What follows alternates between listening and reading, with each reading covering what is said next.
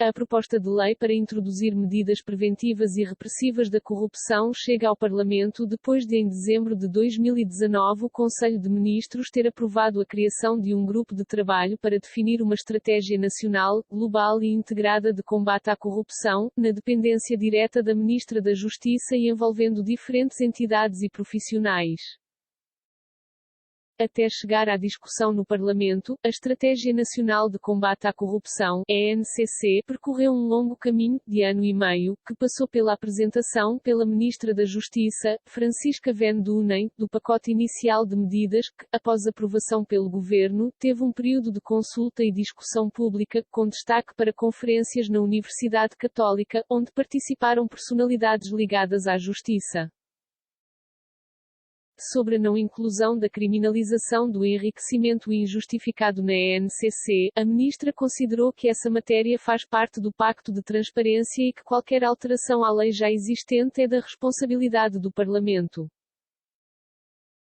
O diploma do governo, que visa evitar megaprocessos e aprofundar, na prática, mecanismos penais já existentes, como a dispensa de pena, a atenuação da pena ou a suspensão provisória do processo, para auxiliar a investigação e a celeridade, ocorre num momento em que estão pendentes a investigação, instrução ou em julgamento, processos midiáticos como BES, GES, Operação Marquês e caso EDP, entre outros, que envolvem figuras públicas, como o ex-banqueiro Ricardo Salgado e o ex-primeiro-ministro José Sócrates, e muitos milhões de euros. Ainda por transitar em julgado há mais de uma década estão processos saídos de escândalos relacionados com o Banco Português de Negócios, BPN, e o Banco Privado Português, BPP, sendo que num desses casos o principal arguido, Oliveira e Costa, já morreu, sendo criticadas a lentidão e o sistema garantístico, razão pela qual na estratégia anticorrupção assumem relevância medidas para combater não só a corrupção, mas também a justiça tardia. A ENCC não vai sozinha a debate na AR, pois no mesmo dia são discutidos projetos-lei de outros partidos sobre matérias como criação do regime de proteção de denunciantes, CDS-PP, agravamento das penas dos crimes de corrupção ativa e passiva, Chega, reforço da transparência de titulares de cargos políticos e altos cargos públicos, IEL, procura de soluções com vista ao fim dos paraísos fiscais, verdes, e diplomas do BI e PCP para criminalização do enriquecimento injustificado e ocultação de riqueza.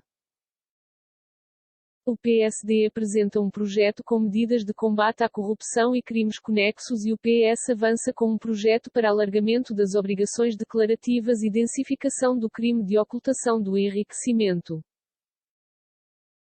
A ENCC em debate coincide com as 7 prioridades identificadas, em setembro de 2020, pelo Grupo de Trabalho para reduzir o fenómeno da corrupção, nomeadamente prevenir e detectar os riscos de corrupção no setor público, melhorar o conhecimento, a formação e as práticas institucionais sobre transparência e integridade, envolver o setor privado na prevenção, detectar e reprimir a corrupção e garantir uma aplicação mais eficaz e uniforme dos mecanismos legais de repressão, bem como melhorar o tempo de resposta do sistema judicial e assegurar a efetividade da punição. Reforçar a articulação entre instituições públicas e privadas, divulgar periodicamente informação fiável sobre o fenómeno da corrupção e cooperar no plano internacional na luta foram outras prioridades traçadas. O debate parlamentar surge depois de, em fevereiro, a Comissão Europeia ter instado Portugal a fazer mais no combate à corrupção, designadamente dando mais recursos e especializando as polícias, por considerar que não basta existirem leis nacionais nesse sentido. Vamos pedir às autoridades portuguesas para fazerem mais, no combate à corrupção, relativamente à alocação de recursos e à formação e especialização das autoridades policiais, disse então o Comissário Europeu da Justiça, Didier Reynders, à agência Lusa, em Bruxelas.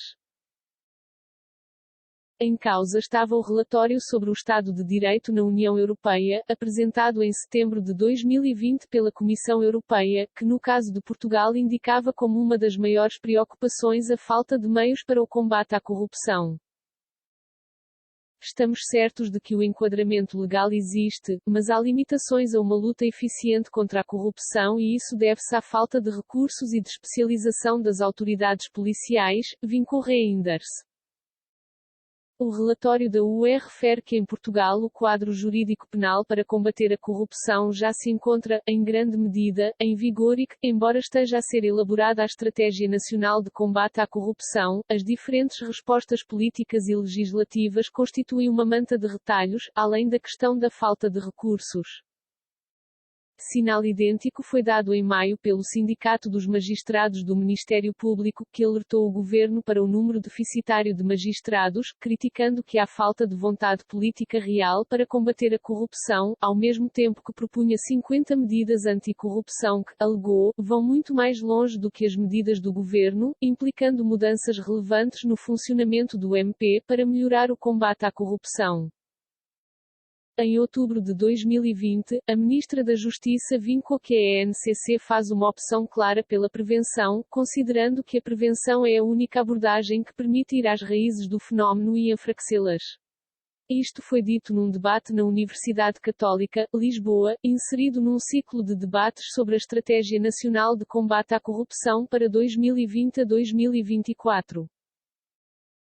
Em finais de abril, Francisca Van Dunen apresentou a proposta a enviar ao Parlamento, reforçando que a chave do problema para enfrentar a corrupção está na prevenção, porque o sistema repressivo, por mais sofisticado que seja, é insuficiente para diminuir seriamente o fenómeno. No plano repressivo, o governo prevê uma harmonização dos prazos de prescrição de 15 anos para crimes de corrupção e outros ilícitos económicos praticados por funcionários e detentores de cargos políticos, a quebra dos pactos de silêncio mediante a possibilidade da dispensa ou atenuação da pena, em determinadas condições e por via de um melhoramento do mecanismo que já hoje existe, e ainda a suspensão provisória do processo a quem denuncie o crime e colabore com a justiça. A separação de processos na investigação, evitando mega-processos e permitir acordos sobre a pena aplicável em julgamento, com base na confissão, são outras medidas contempladas.